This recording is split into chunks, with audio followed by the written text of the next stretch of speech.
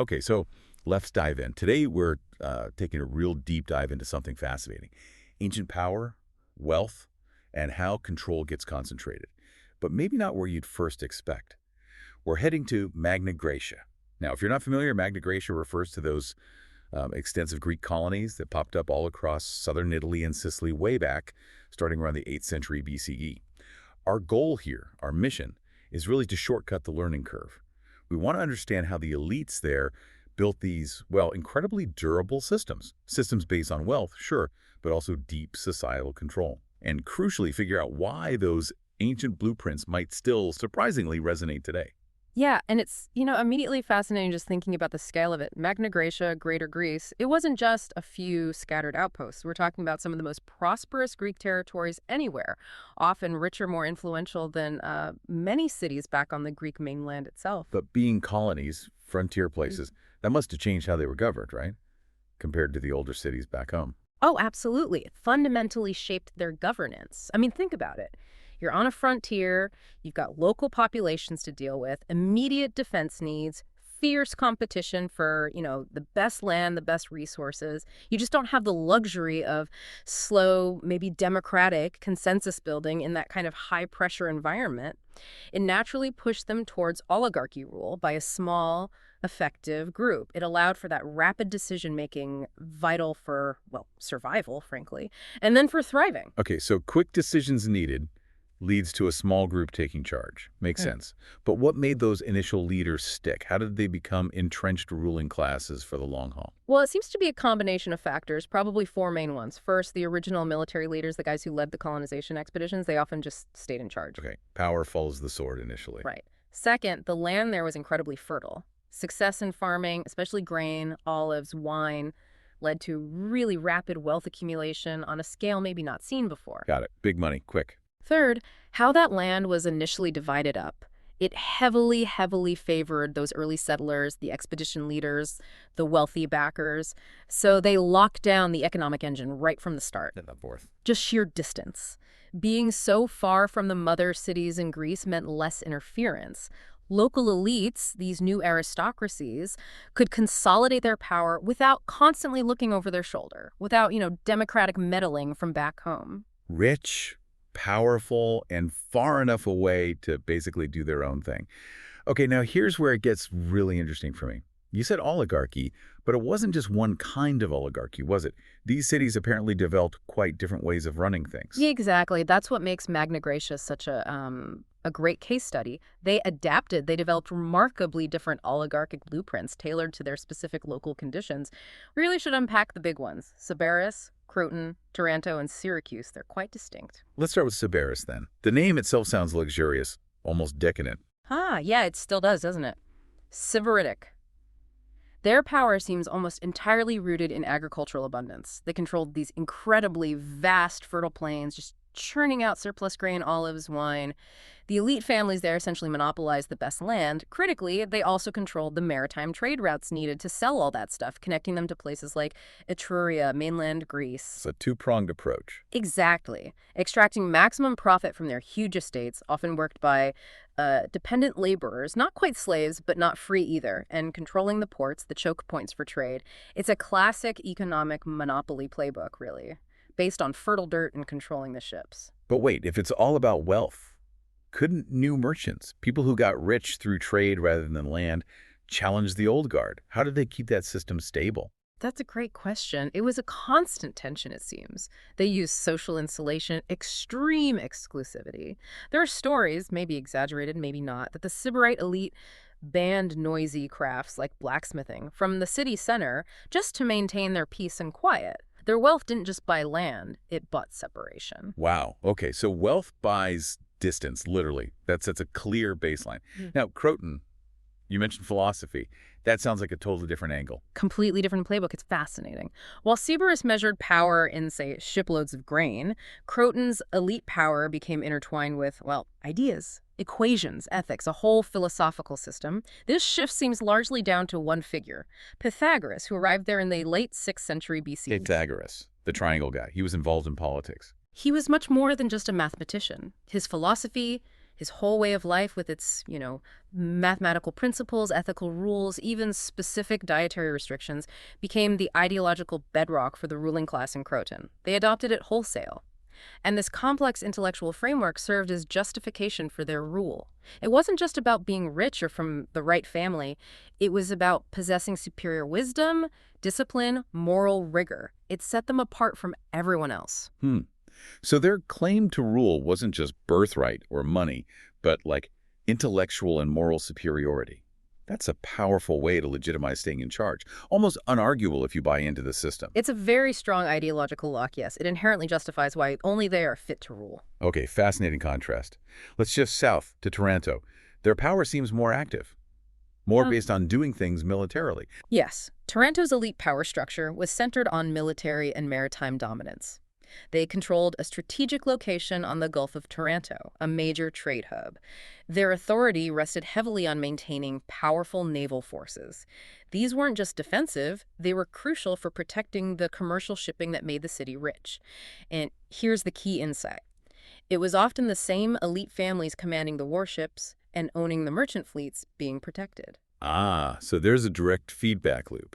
Your military skill directly protects your own business interests. It wasn't just about inheriting command. You actually had to be competent to keep the money flowing. Precisely.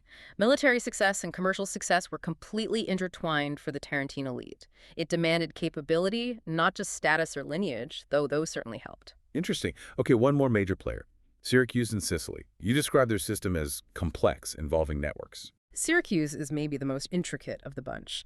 They faced constant internal rivalries between powerful aristocratic families plus major external threats, especially from Carthage.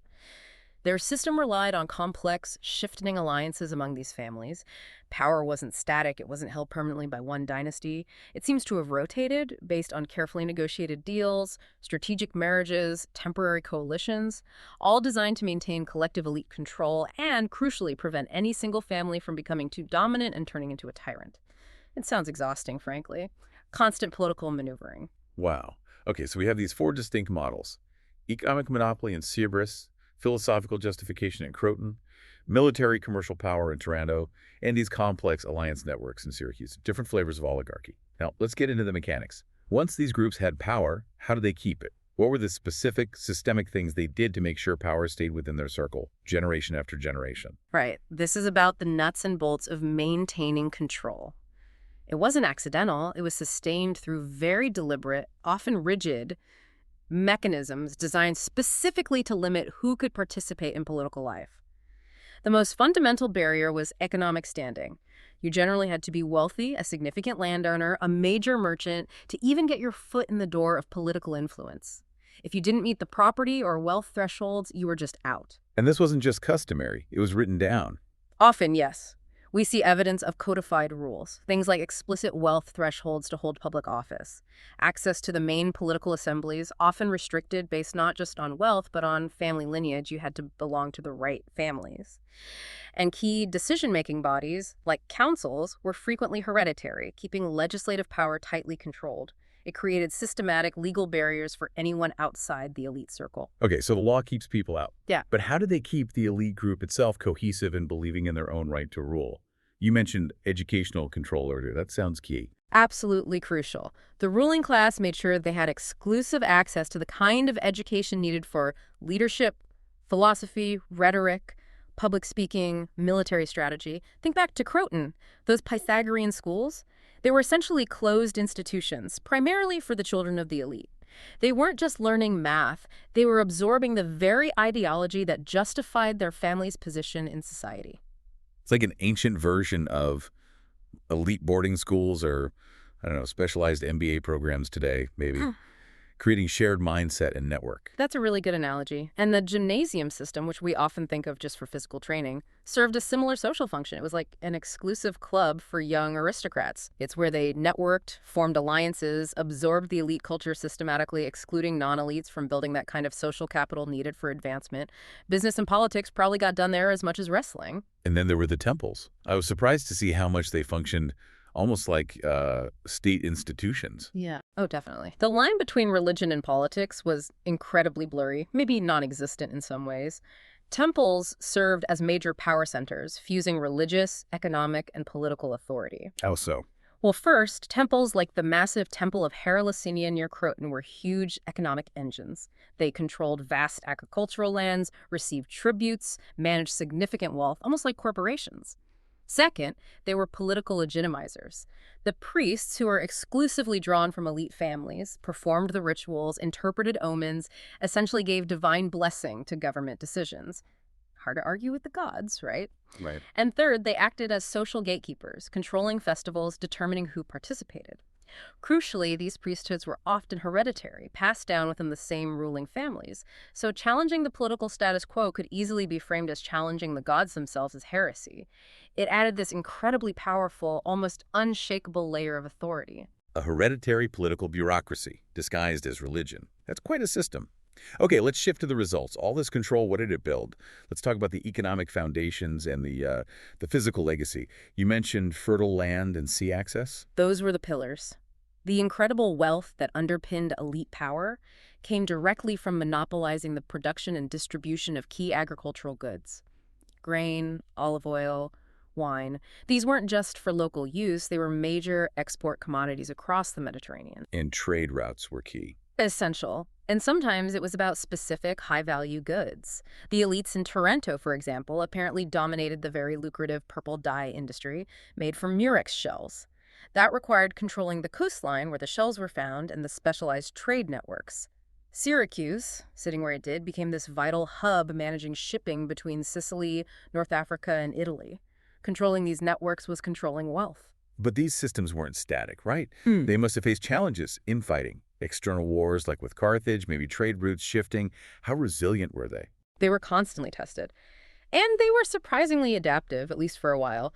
For internal conflicts among the elite, they developed mechanisms like arbitration councils, respected elders, settling disputes, and, of course, strategic marriage alliances to bind rival families together and prevent fractures. And when outside forces like Carthage came knocking? We see pragmatism. When Syracuse faced serious threats from Carthage, the oligarchy could temporarily centralize military command, maybe even appointing a single leader, almost a temporary dictator. But they were careful to ensure this didn't permanently upset the collective economic interests of the elite group. What about economic shifts? Like if trade patterns changed? Adaptability was key there, too. When Persian expansion in the east disrupted traditional trade routes, Toronto's leaders apparently shifted focus, investing more in local manufacturing to diversify their economy. That flexibility helped them survive. But not everyone adapted. You mentioned Sybaris fell. Sybaris is the cautionary tale, isn't it? Their immense wealth maybe made them complacent. Their failure to adapt, militarily and perhaps economically, when challenged by their rival Croton, seems to have contributed directly to their utter destruction. Rigidity, even within a powerful system, could be fatal. Okay, finally, let's talk about the cities themselves, the physical layout. You're saying their power structure is literally built into the streets and buildings. I think so, yes. Urban planning wasn't neutral. It reflected and reinforced the power hierarchy. You see central agoras, the main public squares, deliberately placed near the exclusive residential areas of the elite. Easy access and control for them. Harbor infrastructure wasn't just built, it was designed for controlled access, managing who could trade and where. Think about defensive walls often prioritizing the protection of elite properties in the city center over outlying areas. Even the grand temple complexes were integrated right into the civic centers, visually linking religious and political power. So the city map itself is a kind of power diagram. In a way, yeah. These urban templates, the street layouts, the way land was divided, the clear hierarchy in space, they didn't just disappear, they were adapted by later cultures, like the Romans, and you can argue that their influence persists in how cities, especially maybe in southern Italy, are organized even today. The idea of a central, powerful core that has long roots. This is fascinating. Let's bring it right up to the present then. You've studied this deeply. Beyond just historical curiosity, what are the real legacies? How does this ancient Magna Graecia blueprint connect to, power structures now? Well, the connections are maybe more subtle now, but I think they're there. That ancient template of restricted access to power, for instance, basing influence heavily on existing wealth or family connection rather than, say, open competition, you can see echoes of that. Think about things like political dynasties that persist across generations, or the sheer influence of major donors in politics, a kind of wealth threshold for access. Even arguably in some exclusive professional guilds or private clubs where membership and advancement rely heavily on established networks and fitting in rather than just raw merit, the channels are established and access is limited. And the educational control you mentioned, Croton's philosophers. Right. That precedent of limiting specialized, powerful knowledge to a select group. You can argue it resonates in some modern exclusive educational institutions or highly specialized professional training tracks, even credentialing systems that function in part to limit entry and maintain the status of those already inside. Knowledge as a gatekeeper. And the physical layout of cities reinforcing hierarchy. That's maybe a more diffuse legacy, but the principle holds. The social hierarchy they built into their cities, clear distinctions between elite areas and common areas, the centralization of power arguably influenced urban and social organization in regions like southern Italy for centuries. We often still live and work in spaces designed with certain assumptions about status and control baked in. Okay, this has been a really insightful deep dive.